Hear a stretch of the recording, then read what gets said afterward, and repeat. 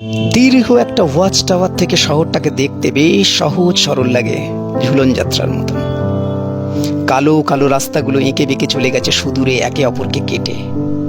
গাড়িগুলো ট্রেনের কামরার মতন সারিবদ্ধভাবে এগিয়ে যাচ্ছে নিয়ম মেনে।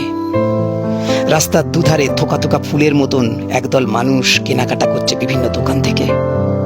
খয়েরি খয়েরি বাড়িগুলো সবুজের ভিড়ে একেবারে ক্যানভাসে আঁকা ছবির মতন। কিন্তু উচ্চতা যত কমতে থাকে, এই সরলতা জটিলতায় পর্যবসিত হয়ে যায়। 10 তলার জানলা দিয়ে উঁকি মারলে দেখা যাবে যে সেখানকার জটিলতা স্যাটিসফ্যাকশনে। অগণিত টাকা পয়সা, গাড়ি বাড়ি, পোশাক পরিচ্ছদ, গহনা থাকা সত্ত্বেও তারা স্যাটিসফাইড নয়। এমনকি স্বামী স্ত্রী পরস্পরের প্রতি তৃপ্ত নয়। তারা আধুনিক সভ্যতার চাইতেও সভ্য হতে চায়। তারা আকাশে উড়ে আকাশটাকে ভেদ করে চলে যেতে চায়। কিন্তু 5 তলার সমস্যাটা একটু অন্য ধরনের। তাদের সমস্যাটা তুলনায়। তারা ওই 10 তলার দিকে চোখ রেখে চলতে থাকে। আর এই 10 তলার গাঢ় নীল রঙের মার্সিডিজ বেঞ্জের চাহিদা তারা পূরণ করে ফিকে নীল রঙের হন্ডা সিটিতে। হাঁটু ছেঁড়া জিন্স তাদের মেয়েরা পরে বয়ফ্রেন্ডকে জাপটে ধরে, তবে বাইকটা হয় নিতান্ত হন্ডা বা বড় জোর হলে এনফিল্ড, হার্লে ডেভিডসন নয়।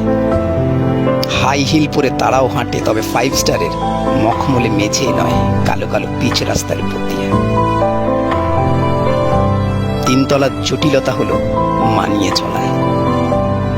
মাটনের দাম 100 টাকা বেশি হলো রোববারের রাতে যেন মিস না হয়। এবারে পুজোয় বউকে 1000 টাকা বেশি দিতে হবে গতবারে পুজোর থেকে। পোশাকটা তো একটু দামি দরকার, অ্যাটলিস্ট মানিয়ে চলার জন্য। ছেলেপিলেকে পড়াশোনার মাধ্যম হিসাবে নিকৃষ্ট বাংলা ছেড়ে উৎকৃষ্ট ইংরেজি স্কুলে ভর্তি করতে হবে।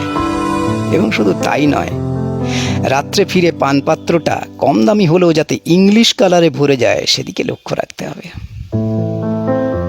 আর 1 তলার সমস্যাটা হলো তারা প্রতিবাদের ভাষা খুঁজতে খুঁজতেই জীবন পার করে দেয়। তাই মাঝে মাঝে তারা ট্রেনে, বাসে, ট্রামে তাদের প্রেসার কুকারের সিটিটা একটু খুলে দেয়। যদিও তাতে খুব একটা লাভ কিছু হয় না, কারণ অক্লান্ত পরিশ্রম করে যখন তারা শেষে বাড়ি ফেরে এবং বাড়ি ফেরার পথে যখন চাউমিনের দামে দেখে 5 টাকা বেশি হয়ে গেছে, তখন সেই 5 টাকার হিসেব করতে করতে কখন তাদের সেই রাস্তাই ফুরিয়ে যায় সেটাই তাদের খেয়াল থাকে না। তারপর বাড়ি এসে কান্ট্রি স্পিরিটে একটু গলাটা ভিজিয়ে নিজের বউ ছেলের কাছে নবাব সেজে আবার পরের দিনের অপেক্ষা। কিন্তু এখানেই শেষ নয়। আর এক স্তরের মানুষ আছে যারা কোনো উচ্চতাতেই পড়ে না, যারা সার্ভাইভাল অব দ্য ফিটেস্টের একদম একনিষ্ঠ উদাহরণ। তারা ওই যে 10 তলা, তাদের পেট ডগদের চাইতেও কম দামি। তাদের জীবনের নিশ্চয়তা ওদের কুকুরের তুলনায়ও কম। তারা একজন ফটোগ্রাফারের ভালো ফটো হয়ে এক্সিবিশনে ঝোলে। তারা কোনো শিল্পীর ভালো কাব্য হয়ে সেই শিল্পীকে পুরস্কারে ভূষিত করায়।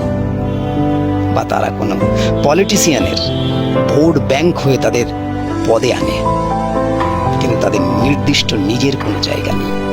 তারা হতে পারে না কোনো স্ত্রীর ভালো স্বামী, কোনো বাবা মায়ের ভালো ছেলে বা কোনো সন্তানের ভালো বাবা। ঠিক এই জায়গা থেকে যখন শহরটাকে দেখা যায়, মনে হয় একটা খরস্রোতা নদী, যেখানে উত্তাল ঢেউ চলছে, সবকিছু সেখানে ভেসে যাচ্ছে সীমাহীন ভাবে, দিশাহীন ভাবে। শুধু লক্ষ্য একটাই, মহাসাগরে গিয়ে পড়তে হবে। চলুন না সেই মহাসাগরের নাম দেওয়া যাক অমিয় ধাম, বা আপনাদের কথায়